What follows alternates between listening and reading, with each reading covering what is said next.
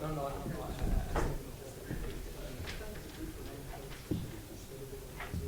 using the. I'm sorry? You're using the blackboard. Yeah, too. Is it okay? Perfect. Okay, good. So,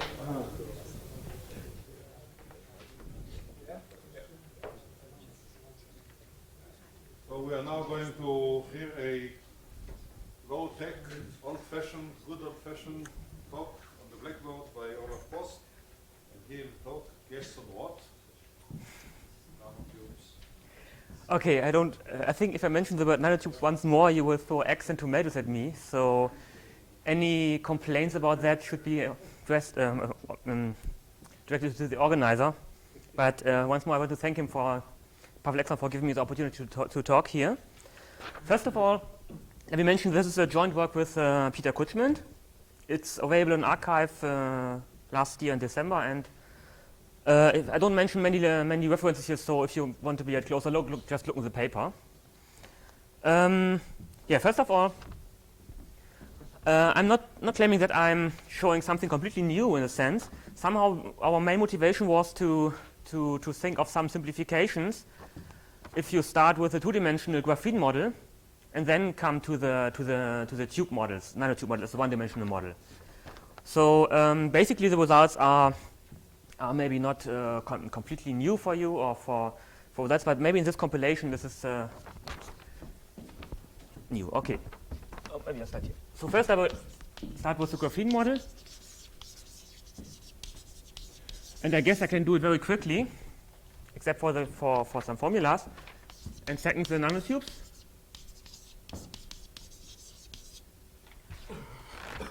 Okay, I mean you have already seen the picture of the hexagonal lattice here, but I think to fix some notation might be good to have it here. So basically I'm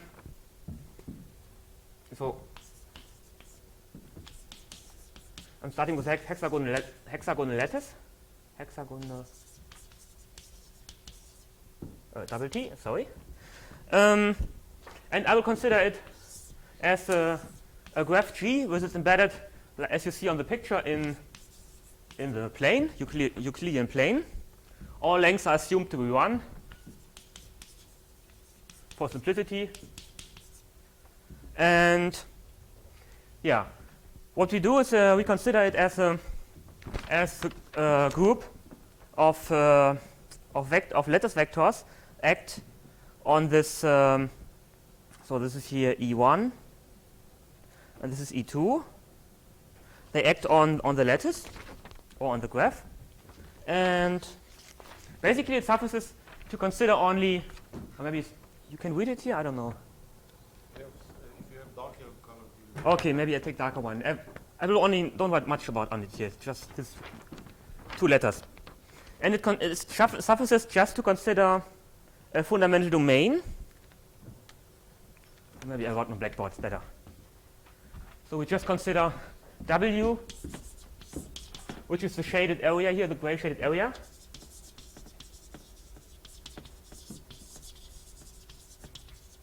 So maybe I just redraw it here a bit larger. Oops. Oh, it's too bad. Sorry. And I want to consider only one vertex here, which belongs to the fundamental domain W, and another one sitting here, and this edge here, directed in this way, this edge here, and this edge here. And I just label them. This will be vertex A, vertex B, and F, G, H. And if you see, as you see on the picture, you just need to shift it by the lattice generated by E1, E2, and you get all the whole lattice. So here the vertices are belonging to neighboring fundamental domains. Yeah, so I said already the group lattice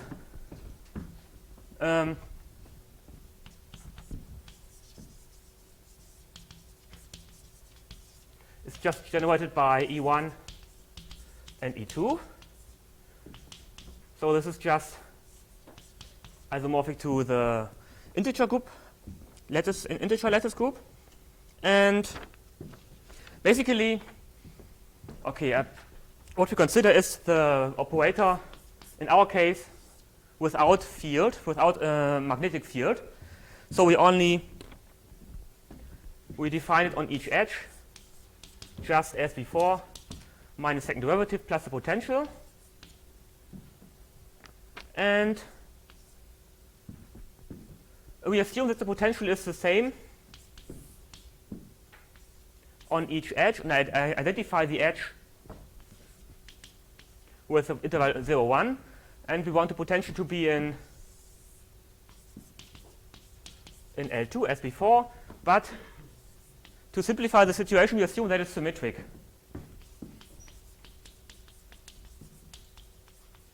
So if you just mirror it here, we want it to be symmetric. And this is somehow justified if you want that the operator is invariant under the symmetry group of the lattice. Then you end up with this condition. Okay, I'm considering no magnetic field. So this simplifies also the situation as you will see. Okay, basically the boundary conditions I didn't mention, but I think I can do it very quickly. I use Kirchhoff conditions, or the generalized conditions. So it's first the continuity at the vertices, and second the sum of Kirchhoff law for the derivatives.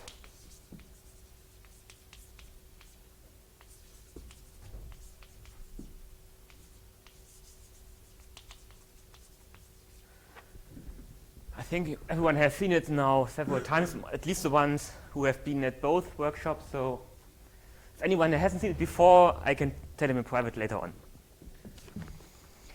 Okay. Yeah. The basic tool is the Floquet decomposition.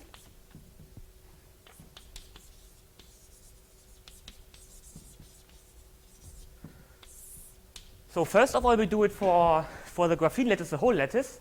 But in the second part, you will see that you can also treat the carbon nanotubes as a special case of what I present now. And what we do is basically, maybe we need some color here. We consider the dual.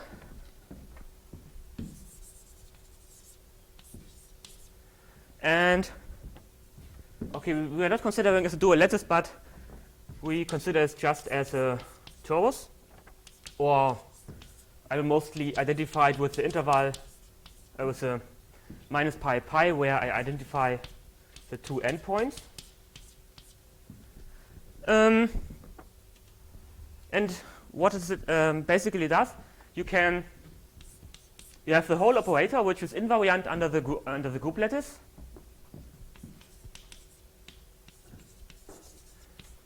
Under the action of the group lattice.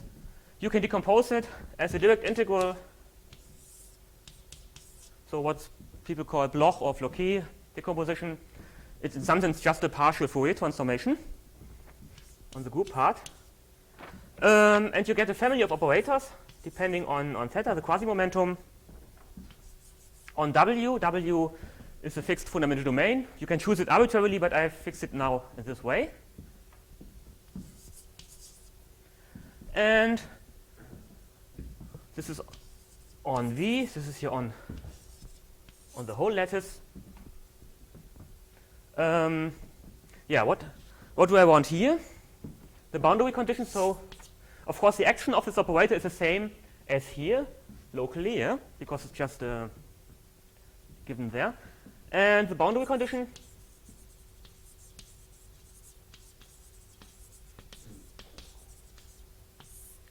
are now just okay.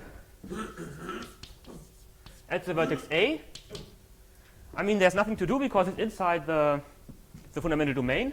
It's just a continuity, and the sum of the derivatives is 0.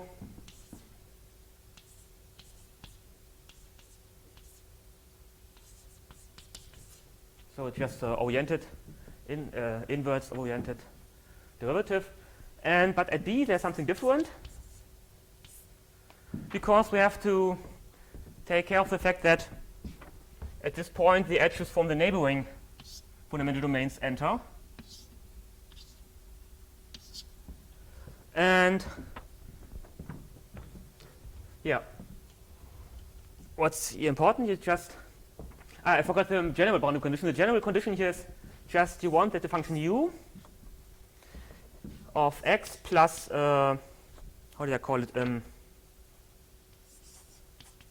plus the lattice vector p.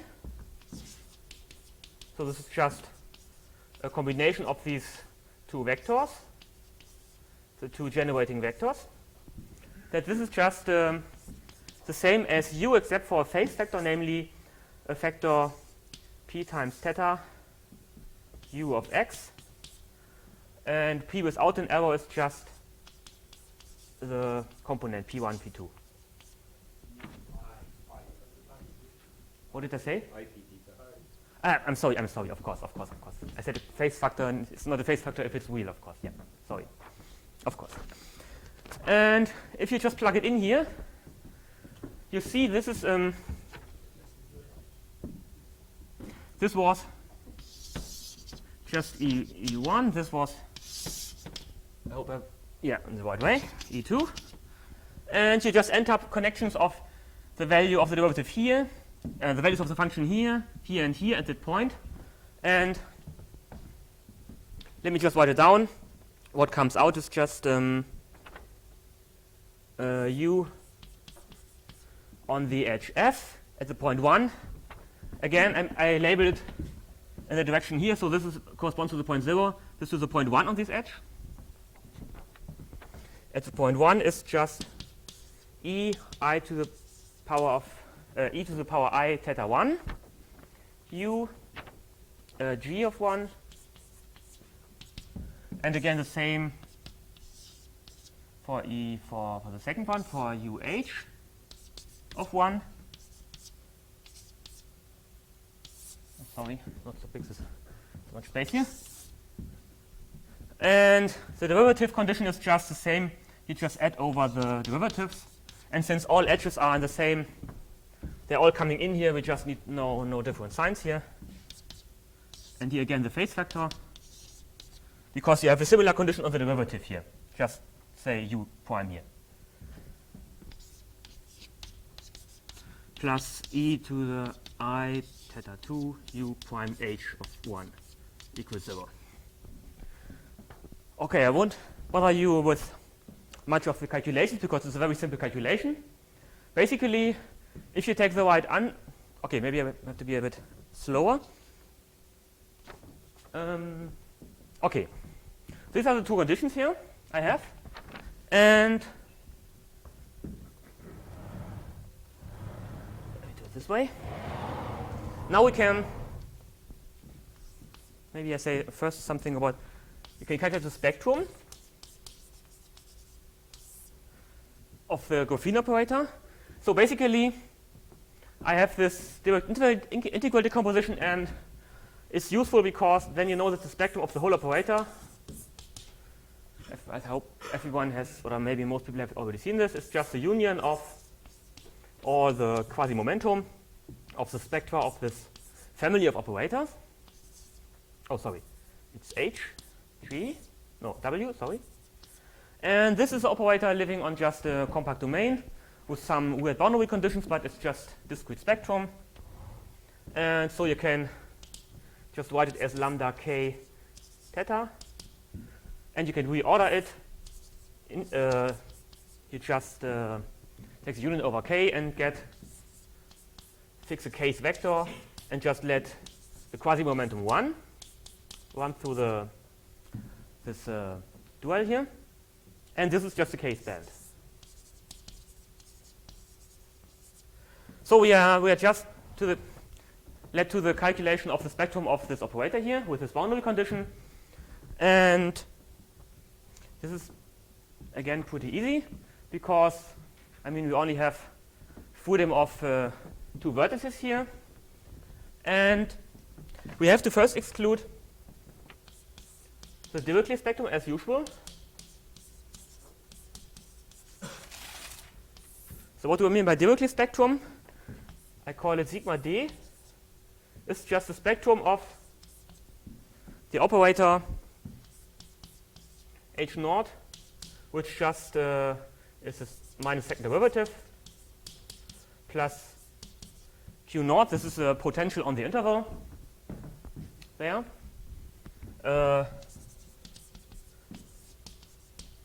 With Dirichlet boundary conditions. Why that? It's of course it's pretty simple. Because if you're not in the Dirichlet spectrum, you have just two fundamental solutions, 0, 1. So you want one solution to be like this, 1 here and 0 here. This I call phi naught, and it depends of course of lambda. So this is a solution of the equation plus lambda u. And you have a similar solution if you just take the other side around. And this is of course only possible if you're not in the Dirichlet spectrum, because then the problem is not defined, the inverse the problem.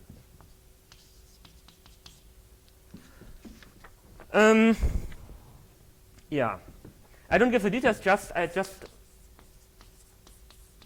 mention the ansatz. In this case, what you do is you have to satisfy the continuity condition, and this somehow forces you to use, for example, for UF. This is the vertex here, which joins A and B. You just take coefficient A. Is it right? A. Where am I here? Sorry. Yeah. A phi naught plus B phi 1. I can omit the x here. So basically, if you evaluate this here at x equals 0, you get A. At x equals 1, you get B. So A and B are just the values at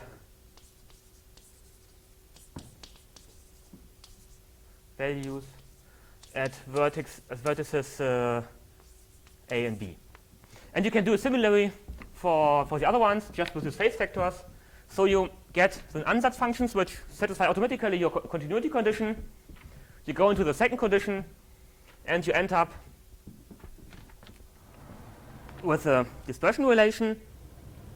So basically you get the following lemma, which by the way of course follows from general results on graphs, on quantum graphs which have equal lengths.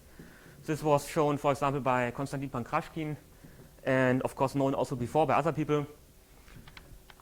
This is nothing new. So what do you get? This lemma.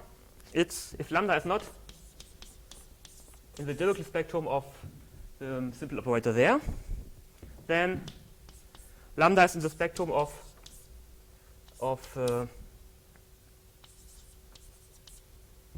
this one of this operator here, if and only if it satisfies the following relation: f equals plus minus f of theta, where eta is just the half of the Hill's determinant. So you take these fundamental solutions, or something related, people may call it the m function, the while m function, just standard function. So you divide by the derivative. And for example, this equals just, to be concrete, cosine of the square root of lambda if you don't have any potential. So just think of a simple function of lambda for this. And the function f, I think I don't need it right down, it's just here.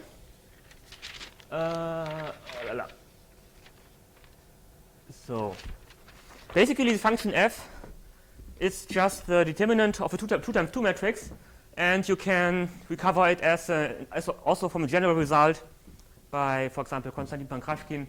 It's just the determinant, or just the solution of the discrete Laplace operator. So there's a relation between the, in physical terms, of the quantum network model and the tight binding model. This is exactly the relation. Let me just mention once more, even if it was already told earlier on. This depends only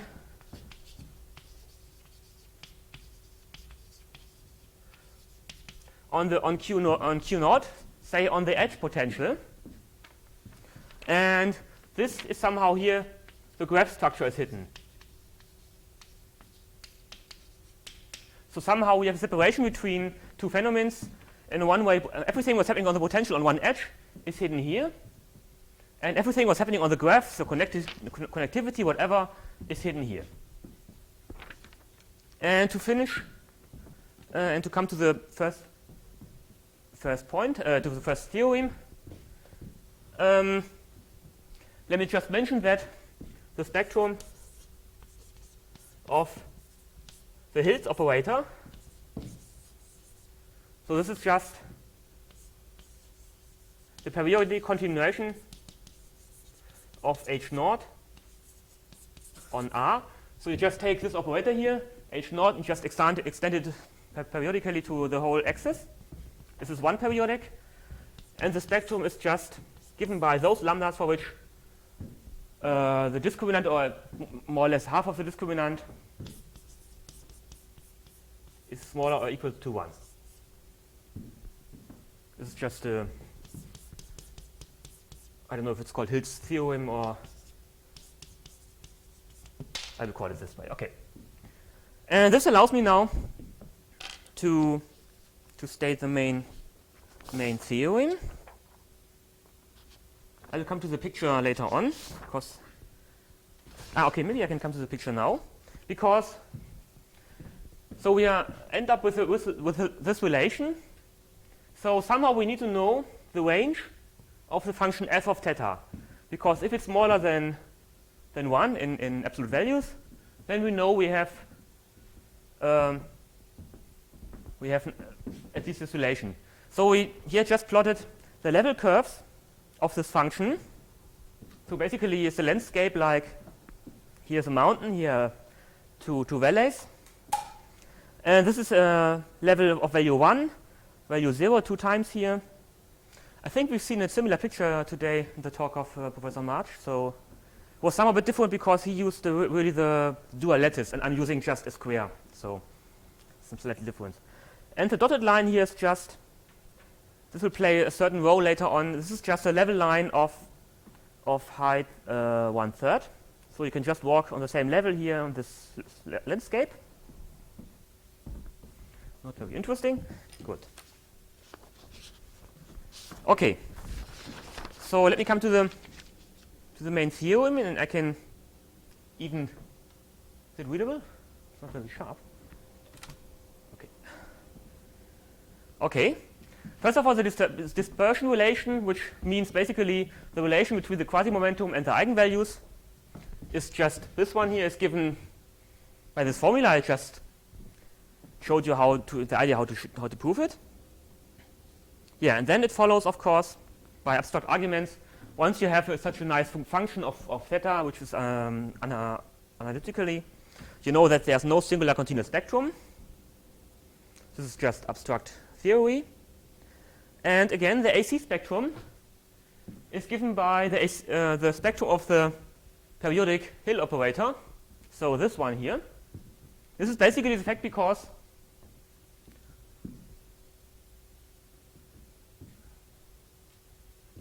this is two facts, because one of all the spectrum of the Hill operator is characterized by this property here, and we know that the range of f, as you see, goes really from the lowest from 0 to 1. So it covers the whole axis, and we have to take both signs. So we really cover the interval from -1 to 1. So this proves this statement. I didn't say much about the point spectrum, but as usual in this quantum graph business, you have here. Okay, you have loop states. So what our loops here are basically just a base such a lattice. And then you have, can you imagine if you are on the derivative spectrum, you just have, say, lowest mode might be this one, here opposite sign, down and up and down. Sorry, it's not perspectively not very correct, but you can imagine here the plus and minus. And the boundary values here are 0, so it's continuous. And the sum of the derivatives is, again, if you do it in the right way, it's 0. So this is a simple loop state. And you can really show that they're all present. This is basically the fact because you have always an even number of edges here. And you can also show that they are generated by these simple loop states. This is a general result by Peter Kutschmann. Yeah. So in conclusion, can you read it? In conclusion, the graphene operator H has gaps if and only if the Hill operator has gaps. So in this case, there are no additional gaps. Oh, everyone will fall asleep, yes? Yeah. So of course, this is nothing very exciting, and you might find similar formulas even in some textbooks. But why did we do everything like this? Because okay, let me just mention one thing before I come to the nanotubes. Here, just someone's calling. We called here by mobile phone. Hopefully not mine. Okay.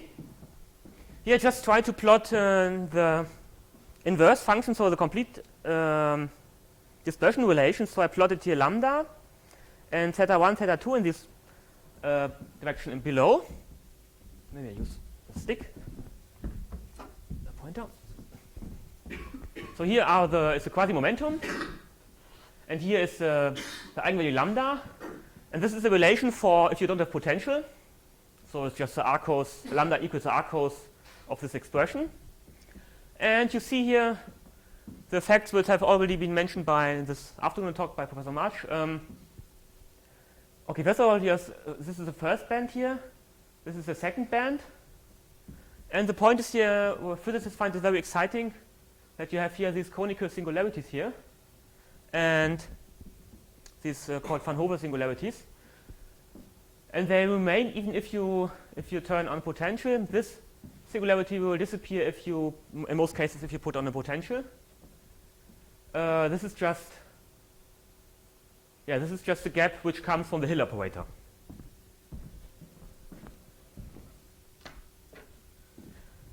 Okay, let me now come to the second part, to the nanotubes.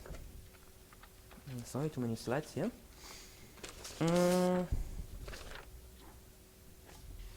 Yeah, the second one, there's it. Okay, good. Is there any blackboard left? No.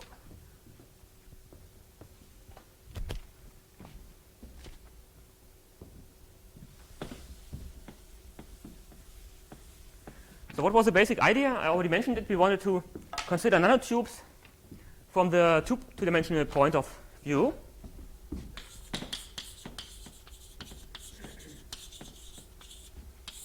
Can you read it behind it here? Some people might not. But okay. So what do? We fix? Or should I better write here? Okay, maybe I better write here. Okay, sorry. Yeah, thank you, Peter.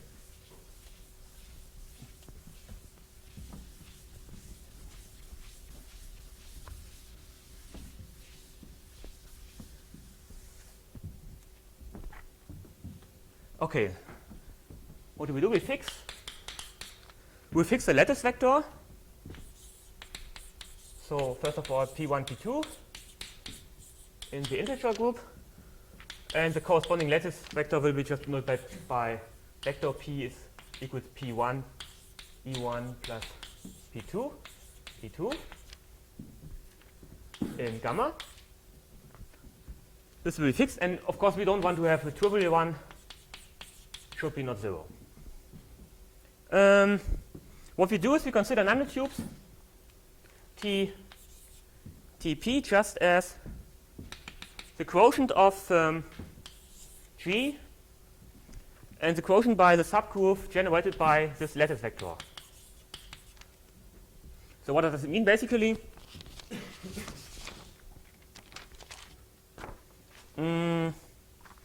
First of all, sorry, where is it? Okay.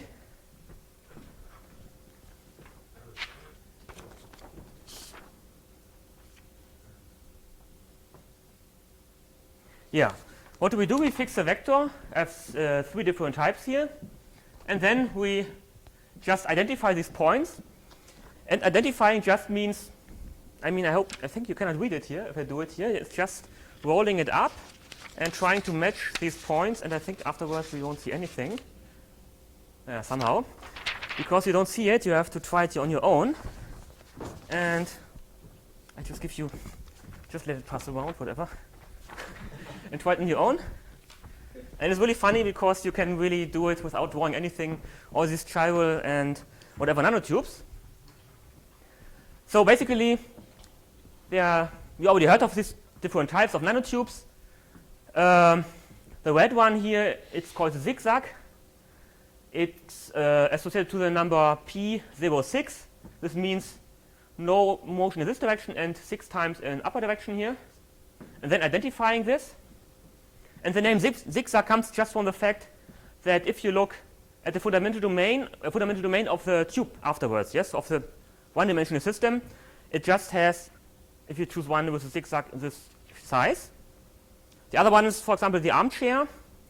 It's just always one direction here, so this is 3 times. And then you roll it up, and you get up with something which has this shape here. And this, some people find that it looks like an armchair. Okay. And if you take it not in this way, you just get all the other cases. For example, this is then called the chiral one, which is here associated to the number -1,5. And there might be different P's which lead to the same type of nanotubes. So this is not there's some, I don't want to consider it now, but there's some reduction. Yeah, why does it help?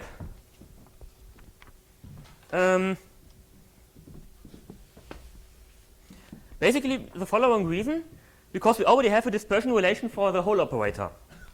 So, and again, first of all, this is still a problem which is Z-periodic. So we can still apply Floquet theory. So the spectrum of this, okay, let HP be the nanotube operator. This means just the same operator as below, same conditions, boundary conditions, just on this tube, so just on the quotient. And this is again just the union of some quasi-momenta, but now in a smaller set, H, theta, W. So what is a smaller set? Basically, I think I'll write it here.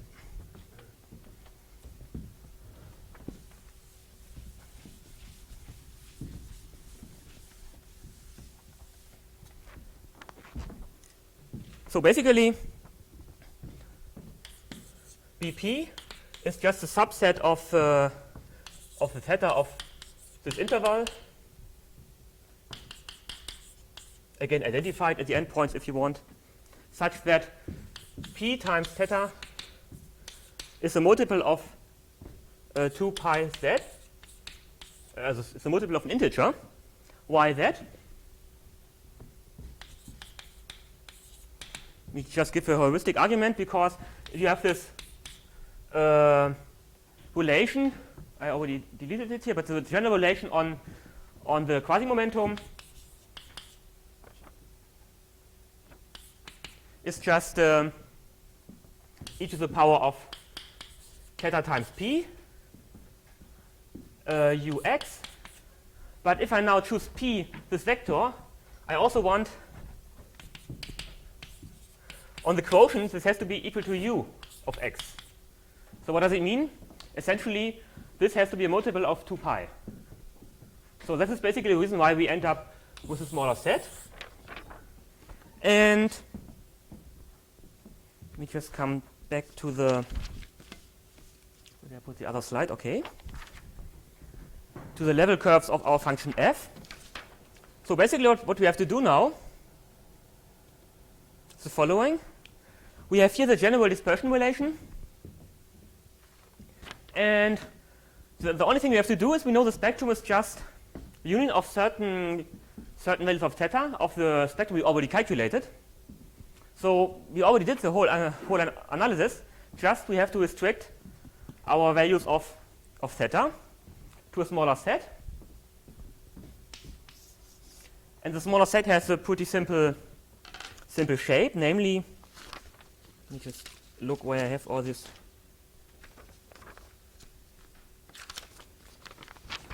B, C, I had one with an A. I'm sorry. It's multimedia, so I have too many medias here. I want to start with the other one. It disappeared. Okay, here's it. I'm sorry. So for example, if we want to consider the spectrum of the zigzag nanotube P02, then basically you have to consider, so the set BP is just now the green line set here. And you just have to look the dispersion relation. I think I deleted it. Oh, that's bad. Maybe I put it here. Yeah, let me put the theorem on again. So basically, the dispersion relation remains the same, but you have to now the range of the function f is of course smaller, and you just have to look what values can you attain in this landscape map. So you're only allowed to pass the landscape through these paths here, and you want to see whether you still reach the whole point level here. And as you see here, in this case, you don't enter this region here, so you don't enter the value 0 till 1/3, and this means something is happening there. We'll just present the theorem later on. We just give another example. So this is an armchair nanotube, 1, 1, and the simplest one is 1, 1. So you just get some line here, which is from this relation here. And in this case, you see you always touch the points, the minima of the function f, and the maxima. So you get the whole range. So you always end up with a whole interval. And another example of a final one. If you just restrict it to some chiral nanotube, in this case, I hope I put it right, should be associated to -1 and 2. Then you have to restrict the function through this red area here. And you see again, you don't touch the minima here. So there's still a gap which is not exactly 1/3, but something in between. And now I can come to the second and last theorem. So the general, maybe let it do it this way. Oh, there's an error. You should forget about the 1/3. Of course, I slightly changed notation from the paper to the slides. No, that's correct, but I'm sorry, I didn't read it carefully yesterday. Okay, I didn't define D. So eta was our M function. The quotient was the problem from the problem on the interval 0, 1. So if you want, in the free case, it was just the cosine of lambda. So this is a dispersion relation again given by cosine of, so lambda of eta of lambda equals plus minus the function f, but now f restricted to the set BP, which is just, if you want some line on the torus, just turns around. And okay, the second part again is the same. The singular continuous spectrum is again absent, just general results because of the explicit relation. The AC spectrum is now just given by those values of inverse values where eta of lambda is in this interval here. And alpha p is just the minimum of the function restricted to the red line here. And you can see easily, or not by just some simple calculation, some simple geometric arguments, that you always enter the gray shaded areas here, whatever line you take here, which comes from this set here. So what does it mean? The minimum can maximally be 1/3 because you cannot be outside of it. Otherwise, you don't have a straight line. So this is the reason why alpha belongs to 0, 1/3. And yeah, you have this relation. So this means you have, in certain cases, you have additional gaps. By additional gaps, I mean the gaps which come from the fact that the range of the function f is smaller than the interval -1, 1. But these gaps are not always present, namely in the case when alpha p equals 0, so when you hit the minima here, the minimum here, then you have that the AC spectrum of the nanotube Hamiltonian is just the spectrum of the Hill operator. And this is exactly the case, just simple calculation, when P1 minus P2 is just a multiple of 3. So this is just because if you plot it correctly, this is just, this is pi, this is 2/3 pi, this point here, the coordinates, or minus. So in this case, you just go through these lines here. And you have the whole range. In this case, there are no additional gaps. Again, by additional gaps, I mean you always have the gaps which come from the Hill operator because of this function eta entering here. If eta has values larger than 1, you get a gap. Yeah, and one small remark, not so important, but you get the maximal gap size 1/3. So this is the case when, I think I didn't plot it, no, when you have just, the set just is here and here and here. In this case, for example, this is can just happen in two cases by simple arguments. Namely, if you have the zigzag nanotube of this type, 0, 1 and 0, 2, and of course equivalence, because they lead to the same picture. Yeah, again, some words about the point spectrum. We have to do a slight case, two cases. In the first case, I assume that we are not in the case of zigzag nanotubes with a pair with an even number of loops. Then the point spectrum is just the Dirichlet spectrum of the Hill operator. Of the operator here. And again, as in the graphene case, infinite multiplicity generated by these simple loop states. But there's something funny happening. This is mostly due to the fact that you have level curves here, which are straight lines. So you can walk on the landscape on the same level on a non-trivial straight line here. This has some consequences, namely additional point spectrum in a particular case. So assume you have a zigzag nanotube or equivalent configurations which lead to the same picture. So 0 and even number of n. Then the point spectrum is just, of course, again the loop states, which are always present. And you have eigenvalues at the values where eta equals plus or minus 1/3. It's just easy to see because if eta equals minus at lambda equals minus or plus 1/3, you just don't, you have the whole range of the function here, but yeah, you get, the band is reduced to 1 point because the range of the function f on this level is of course only 1/3, doesn't change. So you get a flat band. And you can also calculate the corresponding eigenfunctions, how they look like. And they're also generated by simple ones. Where did I put my...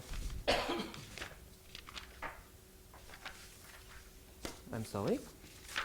Something out on the floor. Yeah, this is not important. Here's it. I'm sorry. Okay, so you have these states look, or the generating one are just on this shape located. So, and they look a little bit like, roughly, at the lowest energy, for example, they look like this. So you have a function here. It's not 0 here. So again, not a positive function here, value, and then you have something like this here, and this here. So you can show by simple calculations that you have a solution which is 0 here outside. And of course, this doesn't satisfy the Kirchhoff condition here at the endpoints because it's continuous but not the derivative condition. What you need is you have to mirror it here, flip it here, and here plus, here minus, so then it satisfies the condition. And then this is the condition why you need an even number, because an even number, if you roll it up this way, this gives you just the zigzag nanotube, yes? Just imagine here, this is just zigzag, if you identify it here. So you see in even case, you get the eigenfunction which is located somehow around this, the nanotube. And this can only happen for the zigzag nanotubes. So, yeah, as a corollary, just a side remark, these eigenvalues can be embedded in the continuous spectrum or just on the band edge, depending on whether alpha is equal to 1/3 or smaller. Just depends on the specific numbers of configuration of the nanotube, the type. Yeah, as corollary, we can just get, I mean, it's just corollary of the theorem, of course. Zigzag nanotubes of this type have additional gaps. Oh, this is not, this is a wrong statement, sorry. There should be an not in. Yeah? Zigzag nanotubes have additional gaps. I mean, gaps coming from, not from the Hill operator, if and only if n is not divisible by 3. And zigzag nanotubes have additional embedded eigenvalues, not coming from Dirichlet eigenvalues, if and only if n is an even number. And armchair nanotubes never have additional gaps. Again, because armchair nanotubes, just easy to see, I already mentioned it before, they have always this line. Even if you have multiple n here, you just get lines here and here and here, but you always have this line here, which always links 0 and 1. So it's never possible to get additional gaps. So let me just come to the end, some remarks. Yeah, since you have all these very explicit formulas on the gaps, of course you can also do the inverse results, at least in the case where you don't have magnetic field. Namely, for example, you know if the potential is C infinity, the periodic potential. Potential is C infinity if and only if the size of the second gap is decaying faster than every polynomial. So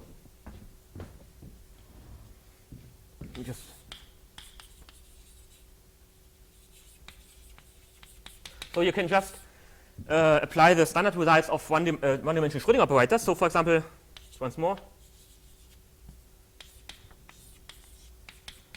if and only if the 2-case gap decays faster than any polynomial, or whatever other inverse result you have. You can just see it from the concrete relation, except that you have to take care that you might have additional gaps, which are of course not they are not coming from the potential, but from the graph structure. Yeah, basically that's all I wanted to say, and thank you for the attention, even after the third talk on nanotubes. Thank you. Thank you very much. Questions? Yes, please. Could I make a comment rather than Please, ask a question? go ahead. Theoretical chemists, to deal with a three-dimensional nanotube, Yeah. use the so-called zone folding scheme. That's set out, for example, in the book by Sato, Dresselhaus and Dresselhaus, published by Imperial College Press in 1998. I think it would help the field very much if you could make a comparison between your method, which seems to transcend theirs, and their method.